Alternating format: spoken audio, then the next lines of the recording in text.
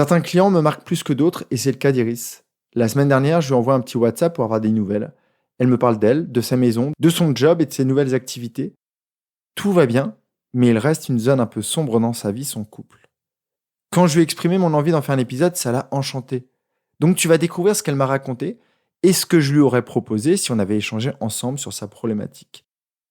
Je suis certain que ce que je vais proposer à Iris va t'aider à améliorer ta propre vie de couple. D'ici 10 minutes, tu auras des clés pour avancer vers une vie plus riche, épanouie et pleine de sens. Bienvenue sur Dépasse-toi. Je suis Sylvain et la promesse de mon podcast est simple, t'aider à te créer la vie que tu mérites. Quand je ne suis pas devant le micro, j'accompagne les personnes sensibles à se transformer. Et au fil des épisodes, je vais te partager les prises de conscience qu'elles ont eues et qui leur ont permis de s'épanouir. Tu vas comprendre entre autres comment mieux te connaître, avoir de belles relations, apaiser ton mental et trouver ta place, celle où tu te sentiras aimé et reconnu à ta juste valeur. Si tu veux profiter de tout ce que j'ai à t'offrir, abonne-toi à mon courrier privé sur sylvainviens.com. Installe-toi confortablement, je te souhaite une très belle écoute. Avant de commencer l'épisode, je tenais à te préciser que si tu m'écoutes sur Spotify, tu peux aussi me laisser une note 5 étoiles et aussi un message via les épisodes. À partir de la semaine prochaine, pour tout l'été, je vais lancer une série Je te coach. Donc abonne-toi sur Instagram ou LinkedIn pour m'envoyer ta problématique ou via ma newsletter si tu es déjà abonné. Revenons au sujet du jour, des idées pour améliorer ta vie de couple. Je vais reprendre les mots d'Iris en mettant le focus sur ce qui est important. Elle commence son message, la partie en tout cas qui est réservée à son couple, avec « Avec Jérémy, c'est en dents de scie toujours. Je ne suis toujours pas experte en communication non violente, mais je fais des efforts. » À travers nos échanges et l'accompagnement que nous avons eu ensemble, Iris a découvert la communication non violente. C'est un outil que je propose à mes clients. En fait, ça permet de communiquer avec bienveillance en partageant ses propres besoins et donc en les identifiant dans un premier temps. Elle est passée du « tu m'énerves quand tu ne ramasses pas tes chaussettes, je ne suis pas ta mère », accompagnée d'éclairs dans les yeux, à « je ressens de la colère quand je rentre à la maison, que je découvre tes chaussettes au milieu du couloir. J'ai besoin de clarté et de rangement, peux-tu m'aider à faire ça, Jérémy ?» Bien sûr, quand Iris est fatiguée, stressée par un gros projet pro, c'est beaucoup moins simple, mais comme elle le dit, elle s'améliore tous les jours, elle fait de son mieux. Donc pour toi qui écoutes, n'utilise pas le tu qui tue. Ce ne sont pas les chaussettes qui génèrent de la colère ou le comportement de ton partenaire, c'est ta pensée. Iris pourrait se dire « j'adore trouver ces chaussettes qui puent dans le couloir » et ça lui apporterait de la joie. Donc Jérémy n'a pas mis Iris en colère, elle s'est mise en colère grâce au comportement de Jérémy. Et c'est totalement différent. La première clé pour améliorer la vie de ton couple, c'est de travailler ta propre communication pour établir une connexion et de comprendre, surtout, que tu peux choisir tes réactions. Elle continue. Le truc, c'est que les efforts, ça se fait aussi à deux. Dans les moments de fatigue ou de stress, j'ai envie de tout envoyer bouler parce que j'ai l'impression qu'il ne me soutient pas. Donc là, Iris confirme exactement ce que je viens de te dire. Quand elle perd un peu conscience, ses schémas automatiques reviennent et elle reprend la posture de maman. Et comme elle ne veut pas être sa maman, elle a envie de tout envoyer bouler. Et elle a raison. Les efforts se font à deux. Si Jérémy est face à elle sur le terrain de tennis et qu'il ne renvoie jamais la balle, Iris a juste envie d'arrêter de jouer. Elle poursuit. Et puis après, je me rappelle que depuis tout petit, il a l'habitude de regarder son nombril. Donc ça ne va pas changer en un claquement de doigts, je relativise. Et oui, elle a raison. On ne change pas ses comportements du jour au lendemain et elle s'en rend compte à travers sa propre expérience. Donc elle prend de la hauteur et elle relativise. Elle ne pense pas tout de suite à un divorce ou à une rupture, elle prend un peu de hauteur. Elle se rend compte que ce n'est pas qu'il n'a pas envie de jouer avec elle, c'est qu'il est habitué à ce que l'on prenne soin de lui. Si Iris était face à moi, je lui proposerais un petit exercice tout simple. Présente-moi les qualités de Jérémy. Et oui, l'égoïsme est un de ses défauts, mais c'est peut-être aussi une de ses qualités. Une qualité qu'Iris n'a pas ou pas encore suffisamment. À savoir, elle prend soin des autres, mais elle ne prend peut-être pas encore assez soin de ses besoins. Et donc, ça l'agace quand elle voit Jérémy faire pareil. Pour aller plus loin, donc c'est la deuxième idée que je te propose, c'est de te rappeler les débuts avec ton ou ta chérie. Quelles étaient les qualités qui t'ont plu? Ce qui t'a attiré à lui ou à elle? Est-ce que c'était son insouciance, son lâcher-prise, son humour, sa capacité à prendre soin de ses besoins? Ça fait du bien d'ajouter un peu de lumière à l'image de ton partenaire de vie. Si quand tu y penses, l'image est toute sombre, tu n'as même pas envie de communiquer avec lui ou avec elle. Alors que si l'image devient plus lumineuse, que tu te rappelles le beau souvenir, tu as envie d'aller vers ton partenaire et de recommencer à communiquer. Ça va aussi te permettre d'assainir tes pensées vis-à-vis de ton partenaire, de te rappeler tout ce qui t'a attiré vers lui ou vers elle. Si demain, Iris se dit que Jérémy est une personne altruiste, elle va repérer beaucoup de ses comportements qui vont vers les autres. Peut-être pas suffisamment, mais il en a. Alors que si elle le considère nombriliste, elle ne voit que ce qu'il fait pour lui et rien que pour lui. Elle reprend. Mais franchement, parfois, c'est difficile de relativiser. Je crois que je me pose la question de manière cyclique en fait. Est-ce qu'on a vraiment assez de points communs pour être heureux ensemble et un jour trouver un rythme qui nous va à tous les deux? C'est super qu'Iris mette ça en évidence. Les valeurs communes, les projets communs.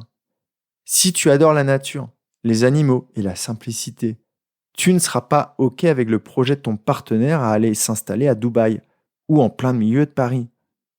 Les valeurs, elles évoluent au fil des années. Et c'est très important de se poser les questions. De quoi tu as envie?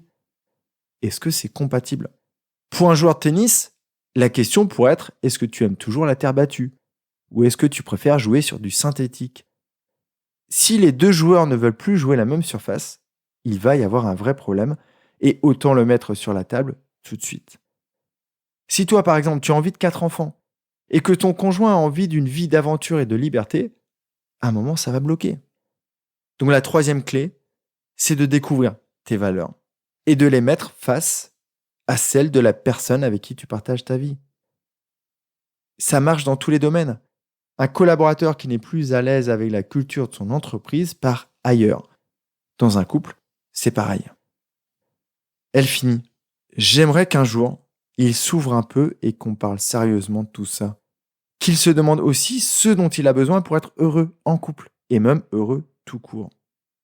C'est pas les choses qu'il va dire facilement. Il ne parle pas trop. Donc quand j'ai assez d'énergie, j'essaye de lire entre les lignes. Le reste du temps, je relativise et je fais ma vie. Iris met le doigt encore une fois sur un sujet hyper important. Le travail commence par soi avant d'aller vers le couple. Ça serait super que Jérémy fasse la même chose qu'Iris. Chercher à mieux se connaître, réussir à lâcher prise, ou au contraire reprendre le pouvoir sur sa vie, et peut-être aussi, comme Iris, calmer son mental.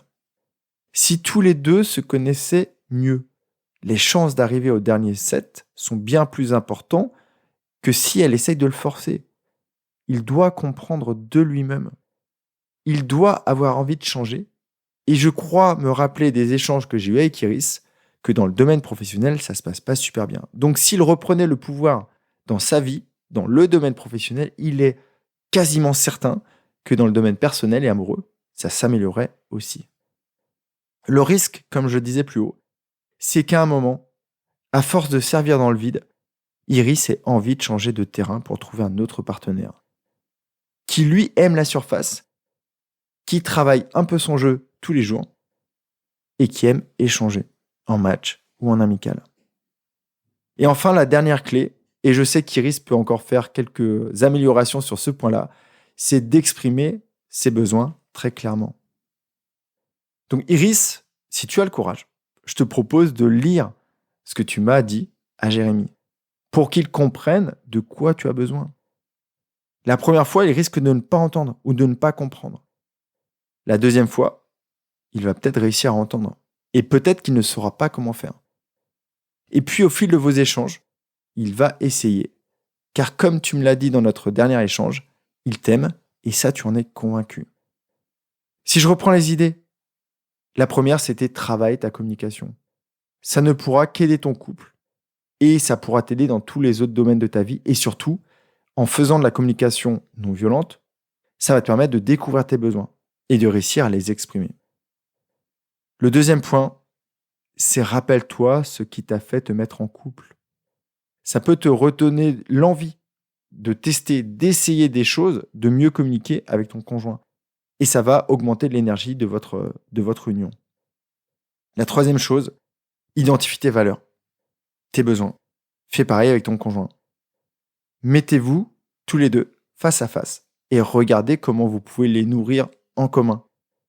Tous les besoins n'ont pas à être compatibles. Il y a des choses que tu peux faire seul et il y a des choses que vous pouvez faire en couple, voire en famille. Le point peut-être le plus important, c'est fais le boulot sur toi avant d'essayer d'améliorer le système. Et enfin, si c'est vraiment trop le bordel et que ton conjoint ou ton partenaire de vie ou que ta conjointe est ouverte à améliorer les choses, voyez un thérapeute de couple si vous n'y arrivez pas tous les deux à le faire comme ça en tête à tête. C'est pas fini. Quand j'ai dit à Iris que je me proposais de lui répondre avec un épisode, elle était super contente. Et elle a ajouté quelques précisions. Pour autant, je note qu'il progresse quand même et je vois qu'il tient à moi. Il ne l'exprime peut-être pas bien ou pas assez à mon goût, mais je vois qu'il n'aime pas me voir souffrir et que ça lui tient à cœur de me remonter le moral quand il peut. Je me dis que ça, c'est précieux et que pour le moment, personne d'autre n'a fait ça pour moi. Sans vraiment le savoir, en fait, elle a suivi la seconde clé. Au lieu de se focaliser sur ce qui ne va pas, sur les zones d'ombre, elle s'est focalisée sur la lumière et sur ce qu'il fait déjà. Elle a remis le doigt sur les qualités de Jérémy. Il est attentionné à certains moments, pas tout le temps, mais quand il est, ça fait du bien de le repérer. Peut-être le dernier conseil que je donnerais à Iris, c'est offre un accompagnement à ton chéri s'il est ouvert à ça. Il est fort possible qu'après ça, vous puissiez jouer de beaux matchs ensemble. Quel que soit le terrain, quel que soit l'horaire du match, et peut-être même que vous aurez des supporters dans les poussettes au bord du terrain. J'espère que tu as apprécié l'épisode, toi qui n'es pas Iris. Et j'attends tes problématiques estivales via Instagram, Facebook, LinkedIn, voire un commentaire sur Apple Podcast ou Spotify. Et j'essaierai de t'apporter comme ça quelques clés ou quelques idées, quelques réflexions qui pourront te permettre d'avancer toute seule ou tout seul sur ta problématique. J'espère que tu as aimé l'épisode. Si c'est le cas, pense à le partager. Pense à me laisser un avis sur Apple ou Spotify. Ça permet de mieux référencer les épisodes. Et moi, je te dis à jeudi dans le courrier. Je t'envoie plein de belles énergies. Prends bien soin de toi. Bye bye. Si tu as aimé cet épisode, il plaira sûrement à un de tes proches. Alors pense à le lui partager tout de suite. J'espère aussi qu'il te donnera envie de me laisser un avis 5 étoiles sur ta plateforme d'écoute. On se retrouve jeudi dans mon courrier pour faire encore un pas de plus vers la vie que tu mérites. Prends vraiment bien soin de toi et passe une très belle journée. Bye bye.